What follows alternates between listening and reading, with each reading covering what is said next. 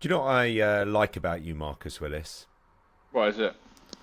I like that you're wearing a hairband Yeah, because only 50% of our podcast is able to wear a headband without looking insane. you could. You could go. Who used to wear a headband? James Blake used to do it. Yes, he did. Just like a fuzzy white thing rather than a... Yeah. You know, when he took that off, he still had the white band. Yeah, yeah. Do you get that? Do you have like a sweatband? What are your sock marks like? Yeah, pretty bad in the summer, yeah. But yeah, I like it. Do you want a podcast? Yeah, that's podcast.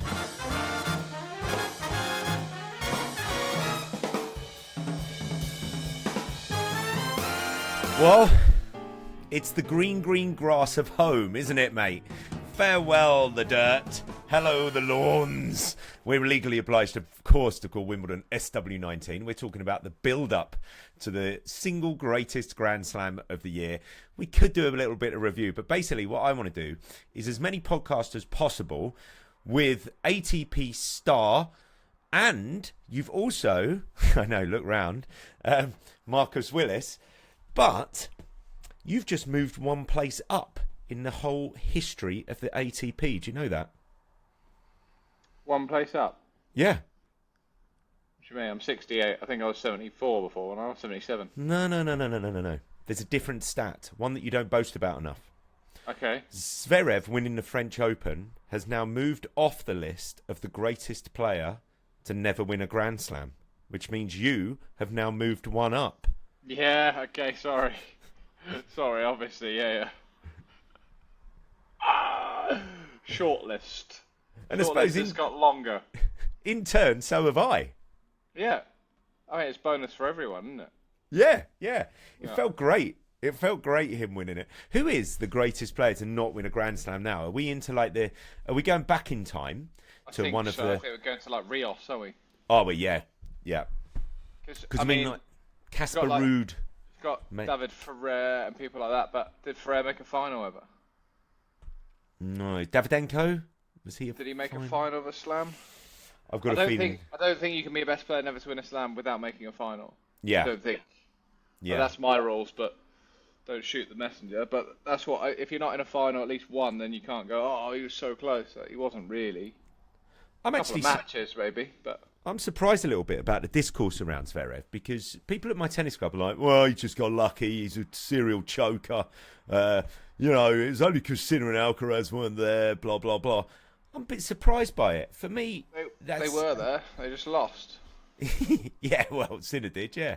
Sinner did, yeah. I mean, how do you view the Zverev Grand Slam win? Well, I mean, I don't know. I feel like he deserves it. We've spoken about him before. He's obviously struggled with Sinner and Alcaraz, but just because you don't have to beat one of them to win a slam doesn't mean you're not worthy. If their body's not right, or B, they lose. Yeah, like it's not Zverev's fault. He dealt with the heat better than other players in the first week, and until the final he won every match. I think he lost 2 sets until the final. Like it's not like he gagged his way there and got lucky, and he won 6-1 in the fifth. And of course he's going to get tight. He's never won a slam. Like what do you expect people to just blow their way through every match? And they've never done something before. I think Chaboli's playing very well, right? Chaboli's playing very well. Yeah. I think this, for me, is a little bit of the Nadal, Federer, Djokovic hangover. Remember when Sampras won his first Grand Slam, it's a couple of years before he wins his next Grand Slam. Yeah. And that is seen as normal, right? At the time, it wasn't that you are going to win Grand Slams. I feel for Zverev because he's obviously been in 2 hugely competitive eras, but he's been the best player outside of the 2 players, right? He's been the third. But it's almost like we expect Zverev now and everybody else who steps on a tennis court to be uninjured and absolutely mental Goliaths, just like Federer and Nadal Djokovic were for 20 years. It feels like him winning a Grand Slam because the top seed got ill and injured and couldn't complete his own run. That's kind of normal when you go back over Grand Slam winners in the history of this sport. And people forget Nadal missed 13 slams because of his body. He's being a tennis player is looking after your body as well, or being able to compete. And that's some people that's luck, some people that's their style. You know, if you look at how Nadal played, he was running an awful lot. He was diving around. Whereas someone like Federer would get injured a lot less, right? That's just fact. Alcaraz is again carnage. He slides around, hitting balls 200 miles an hour. Like, he's a very physical player, so he's going to get injured sometimes. That's part of it. That's part of being a tennis player, right? It's not just because Alcaraz wasn't there doesn't take it away from Zverev.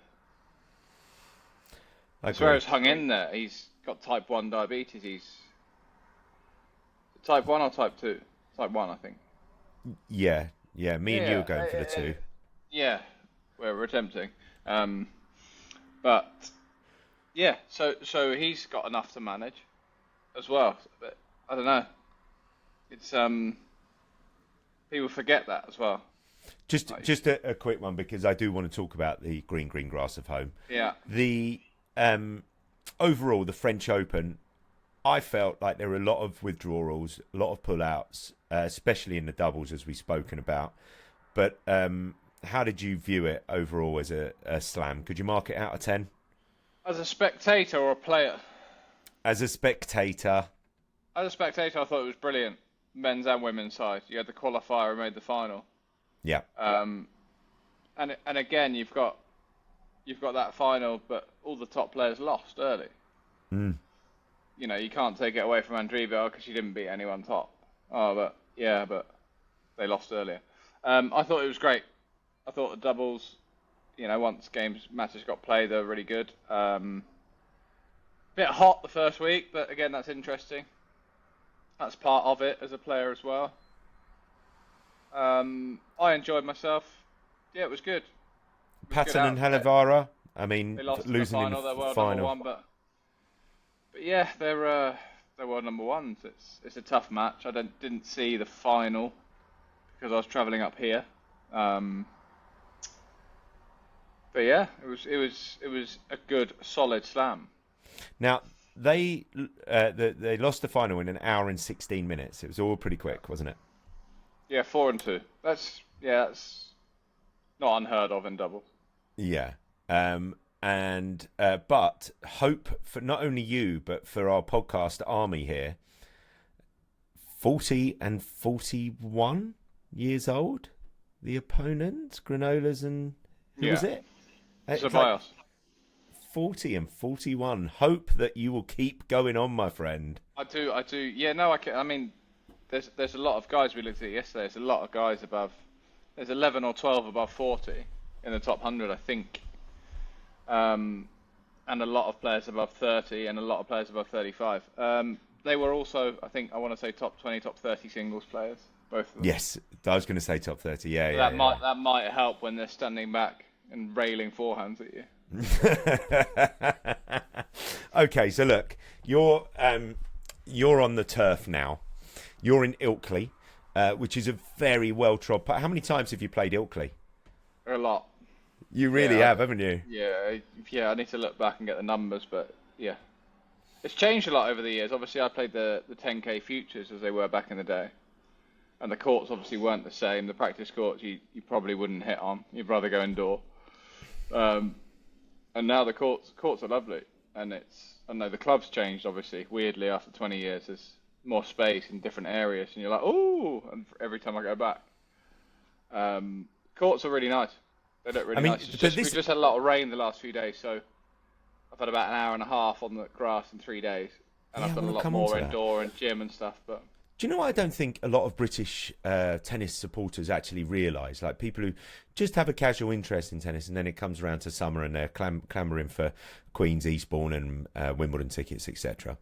I don't think they realise that there's actually a host of tournaments like Ilkley, but previously Surbiton, and there's loads of practice opportunities to go and be courtside to see people hit, like at the Rains Park community site at Wimbledon, where Schweicek has been practicing there for a week. Right? Yeah. Just walk in. You can have a coffee there. You will be meters away from the best in the world. But I don't think they realise that a club like Ilkley put on an international grade event, and tickets are less than a non-league football ground. You know, it's totally accessible to anyone, regardless of their income, to go and see and get up close to brilliant tennis players, or you. Or me, yeah. That's the downside of it. You do get some kind of intruders. And you get a full refund if they see you, is that right? Coming to me, so yeah, that's why they keep me in the squash court until people start to leave. So yeah, that's the deal I had. I signed something. In maybe most tournaments, actually, I'll sign something and say, just don't show your face. What's it feel like being back on the grass? When was your first grass court hit? A couple of days ago. I mean, I hit on the grass. I played 2 matches on the grass the day before I went to Roland Garros. I played the MPL finals at Roehampton. Mm-hmm. So I got a couple of matches in then. Obviously, great clay prep. But, yes. Yeah. But no. I find grass... famous last words, but I find grass... The year I qualified 10 years ago, I hadn't hit a ball on grass until my first round of pre-qualies. Mm-hmm. And we got an extended warm-up because it had been raining. I find grass the easiest to jump onto. It's super windy at the moment. So, you're throwing the ball up and it's blowing everywhere, so that's tough. But yeah, my first hit was, just for French Open, my first hit here was Sunday afternoon. Mm-hmm. Windy.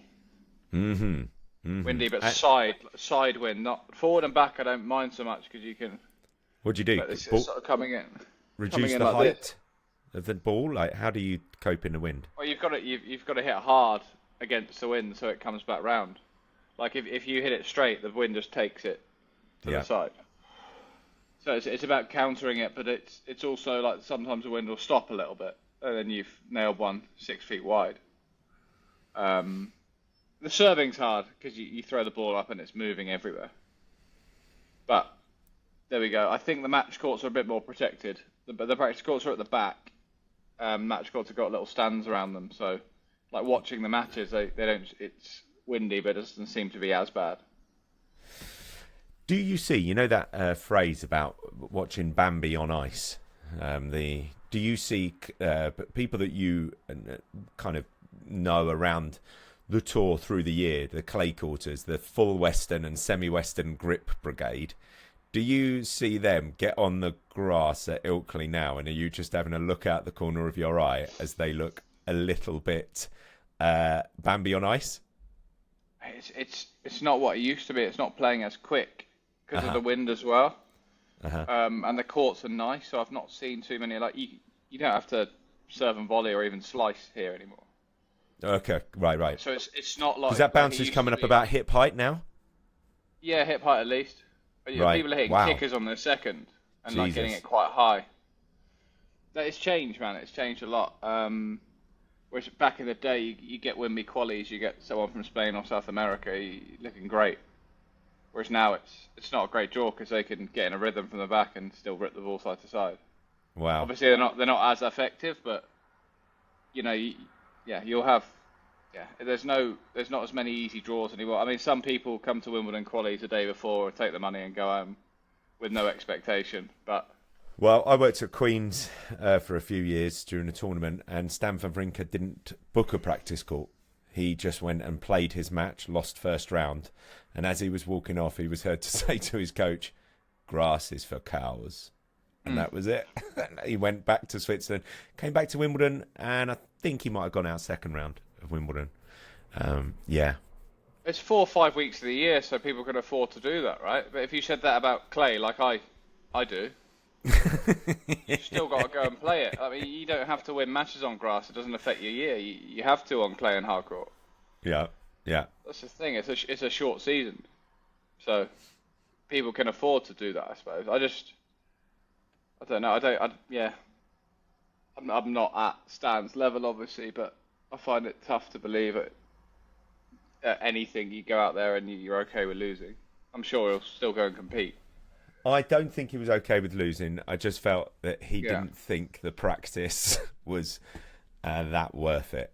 You know, like I I mean, just feel he yeah, was thinking, oh, do it some like some practice, some I practices really are a put bit my useless. Yeah. yeah, I really put my effort in, and in 4 weeks' time, I'm back on a hard court. Yeah. Coming up after the break, I want to talk to you about your grass court season in particular. So stay tuned if you're interested. Probably not. Probably not. Yeah. Just go somewhere else, innit? Stick the kettle on.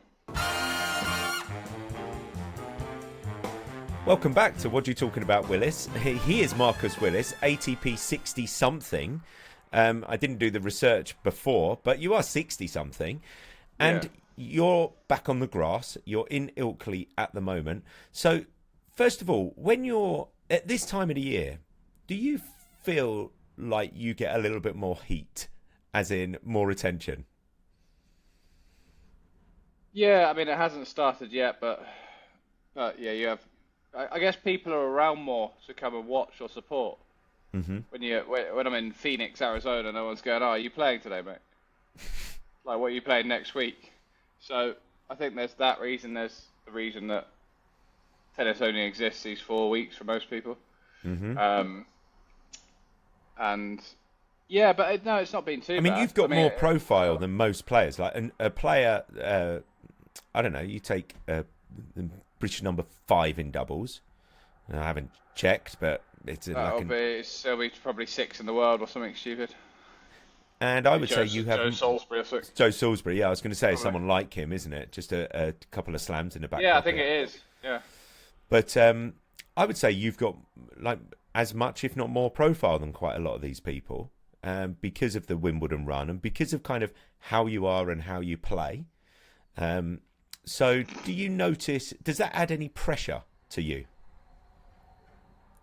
Do you quite like it? I don't feel it. No, it's fine. It's 10 years ago now, like my run, so it's quite cool looking back. But as I said, I don't know, getting on with it and sorting practice out today, and then see where I end up the next few weeks. And I don't know, man. It is what it is. Yeah, I don't know. I've obviously had that story, which was pretty big at the time, and then people remember it, and then people ask me what was it like, and then what was it like? Federer, is Federer nice? What was it like? Were you nervous?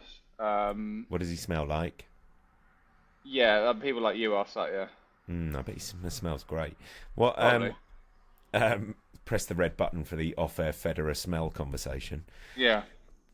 And do you notice like your phone gets a little bit hotter? So the people who you haven't heard from for a little while are like, "Hey mate, how are you, mate?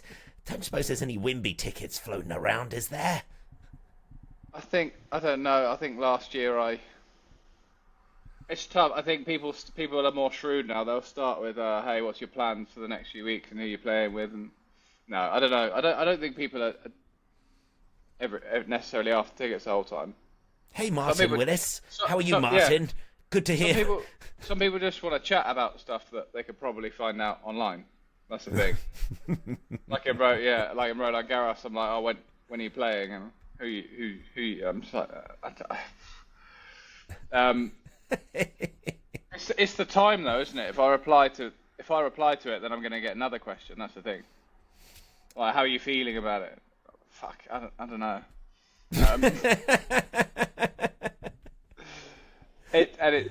But that's the thing. It's when you're playing a slam, you get a few more messages. Yeah, when I'm playing a 1-2-5 in another continent, these questions stop all of a sudden. Well, it's because they listen to the podcast for that kind of information. That's it. Yeah. So, do you look at this time of year as a player as an opportunity to earn money, and as an opportunity to have a points haul and push up again? Yeah, I mean, I've been comfortable on the grass over the years. It's an opportunity for sure, but I'm playing the toughest tournaments in the world as well. I don't know if we're playing. We wouldn't have got into Nottingham, me and Dave, next week. Cuts top 170 or something for a 1-2-5 challenger. We're either going to be in there or potentially playing at Queen's or Queen's Qualies, where you're playing, top 20 players in the world straight away. So, yeah, there's an opportunity. You could also, then we've got maybe potentially Eastbourne and then Wimbledon. So in theory, it depends on the draw, depends how we play, but there's opportunities there to make some money and some points. Yeah. So you mentioned it. You mentioned Dave. Who are you playing with? David Stevenson, the guy I played Queens with last year. Yeah. And I played a bit with, I want to say the previous year. I think it was my second 125 out in Taiwan. Yeah, good player. I think he's 110 at the moment, ranked, but 6'6", plays very well, works very hard. And I'm thinking if I'm going into the grass, so I want someone who's got a hell of a lot of weapons. That I know that's British, that I believe in, or do I find someone random for 3 weeks again? And I'm kind of done with the random stuff for now. So do you think you might partner up with Dave beyond the grass, or is that not something that you two have had a chat about? Well, I think he's playing with Cleve Harper most of the year. Obviously, for the grass, they might not get in some of these tournaments, so I think they've split up until a certain date. Obviously, if you go and win Wimbledon, it's a discussion worth having. But for the grass, it's a smart thing to do. If we go and lose 2-2 every match, I can safely say that won't be happening. But yeah. So what I've realised is nothing's impossible. The plan is to play the grass and the 250 after Wimbledon. And, yeah. By then, it's six weeks time, isn't it? You know where you're at. Okay, so if he's 110 in the world, that doesn't guarantee you entry into Wimbledon, does it? No, we'd need a wild card, but this is what I'm speaking to a couple of guys about. In the federation, I've said, do you want me to try and find someone? And he's like, the criteria is what it is this year, and I think you'll be okay. So we've entered a Wimbledon anyway, 185, which would have got us into the French for obvious reasons, and yeah, US, I want to say we would have got in the end. So yeah, we'll just have to see. So you've got a kind of an idea that there could be a Grand Slam for you both, but it's not guaranteed, and the same for Queens in a next week for Queens. qualifying. But there's Queens qualifying as well, so they got 2 for main and 1 for qualies, and yeah, my opinion is you go for the bigger tournament and go for it rather than play the challenger. If you've got that option of qualies, and if you lose, then you take it on the chin and get on with it, because you can play a challenger any week, right? You can't play a 500 qualies every week. It's on your doorstep. So if we are given that opportunity, we'll take it. If not, we go to Nottingham. But we won't find out until Friday, I guess, something like that. So what does your day look like today? And then you can shoot off, because I know that you've jumped on a little bit of public Wi-Fi in a foyer of a hotel. I haven't. I've got the conference one now. They went and gave it to me. Oh, God. See, So it's who you are in this world, isn't it? Well, no, I just said, look, I've got a very important podcast. I said that without the very important bit. And I'm really struggling to connect to the internet. And she was like, oh, sure. So give me the password. She's lovely. Mm-hmm. Yeah, she so probably we're good. listens. We're good now. I just have to sit in the lobby with my tennis bag on the table. It's good. So what's your day today? What's our day today? We've got 2 half-an-hour slots booked on the grass, 1 at 2 and 1 at 3. I think the second one is points, and in between that half an hour off, we're going to go and do our reps indoor. So reps is in service partner, serve, return, stuff like that. So we're going to try and get as many points today as we can on grass. Now, the reason we get half-an-hour slots is because it's expected to rain. They're behind on rain, and 2 of the courts aren't covered. So if it does rain, they've only got 3 practice courts, and people need that for their singles. There's women's here as well. So we can't get more than half an hour guaranteed a day on the grass, which is fine. And is that your own court or a shared court? Shared. Shared. With doubles or singles?